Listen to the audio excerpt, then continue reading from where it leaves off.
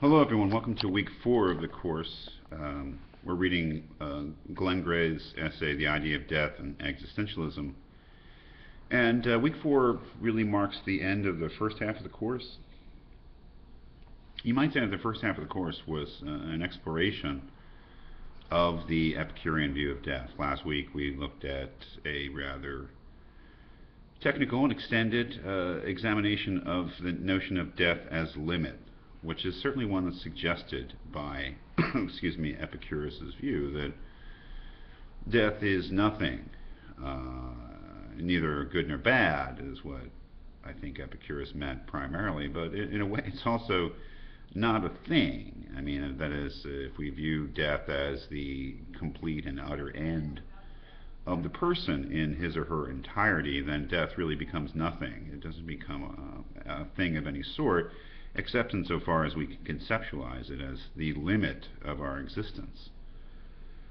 And as we saw last week, it's very difficult to think of this sort of limit except, as Van Evre says, as a kind of a limiting concept, not as a thing in itself. In any case, continuing the past 3 weeks, Nagel, Van Evre, and now Glenn Gray's essay about existentialism, really looking into just the general notion of death that Epicurus suggests. Death is annihilation, death is nothingness, death is the absolute end of the person. I think Epicurus, in his letter to Menoikos, really is very cheerful about things. That is, it is a relief, one might say, to Epicurus to make the kind of conceptual distinctions and realizations that he thinks we should about death. That is, that death is nothing to fear because we become nothing at death. Death doesn't hurt. Death doesn't entail any suffering. There is no way, according to Epicurus and against what Nagel said, there's no way to think of death really as a misfortune or a bad thing or anything that we should lose any sleep over, you might say. Nothing to be dreaded. Nothing to feel any anxiety about, because there's nothing to fear.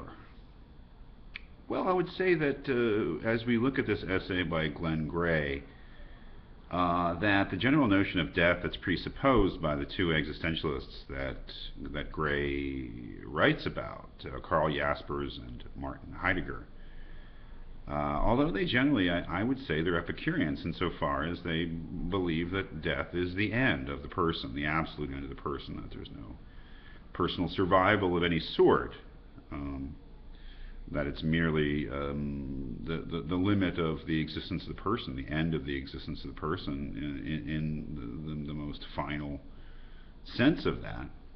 But unlike Epicurus, I suppose, they do not believe that, they don't have that kind of cheerful response that Epicurus has and encourages in his friend Menoikos, to whom he's writing a letter. That is, that the response to the notion of our death, that our mortality, as an absolute end of our existence, is quite different in existentialism. It's not as happy thing, although it does seem to offer a certain promise of living in a certain way, a certain authentic or truthful way, once we do realize and accept the finality of our deaths. But you might see the word dread being very key in this essay, borrowed from a 19th century philosopher named Kierkegaard, who's very important as a forerunner to these 20th century existentialists. This notion that just for the very reason that Epicurus thought that there was no reason to feel any kind of negative, have any kind of negative response to the thought of death, because at death we become nothing. That is exactly what, let's say, Karl Jaspers thinks is what is so disquieting about death, that we become nothing. And the response that he thinks that we have is characterized by the notion of dread. Dread is that feeling of not so much fear as hopelessness in the face of something that one can't change. Something dreadful is something that is bigger and more powerful than us and that we cannot change. And in this case, it's death. It's our mortality. Which is not to say again that existentialism or these existentialists are fundamentally depressing or morose or pessimistic, but rather they respond to, I think, what some of us do think when we think of death as annihilation. It's not the comforting thought that Epicurus said it was to everyone. To some people, they were right along with Epicurus. Some people say, well, yes, I become nothing at death, and so I can't feel anything positive or negative, and that's exactly what bothers me about death, is that becoming nothing, and that's what inspires that response of dread. You'll also see a very important thing as we go through the essay, or I say a few things more in more detail about the essay. A very important notion that Martin Heidegger, the other major German existentialist that Gray is sort of explaining and introducing here. This idea of his called being towards death, and in fact that is his characterization of human existence. That human existence itself should be thought of as structured towards death. That is, if we look at ourselves, or we really are in tune with what the human condition, or what it means to be a human condition. It means to be a being that is heading towards its own non-existence.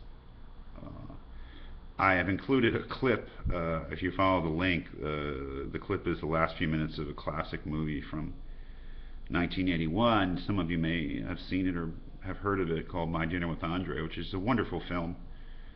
And at the end of that film, there is some discussion of death, and the character Wally, who is in real life Wallace Shawn, the playwright and actor, I think does a very good job in explaining in very clear or common sense or ordinary terms what he takes to be the meaning of Heidegger's notion of being towards death, which I think has been very valuable to me in trying to understand that concept, and I hope that it helps you as you read your way through Glenn Gray's essay. So just to give a sense of what we're doing here and why we're reading it before I get into the details. And I should say that the rest of the course will be devoted to one long essay by Paul Landsberg, and in a sense, Landsberg's essay, and the reason we're reading it after all this, is one long response and attempt to refute not only Epicurus, but in particular Heidegger's notion that human existence should be thought of as a being towards death. He thought that was a dreadfully mistaken notion and a misunderstanding of what it meant to be a human being. So this is the last week. We'll sort of be presupposing or working within the world that Epicurus sort of created in his few lines about death, his own theory or philosophy of death there, and then we'll be moving on to something entirely different.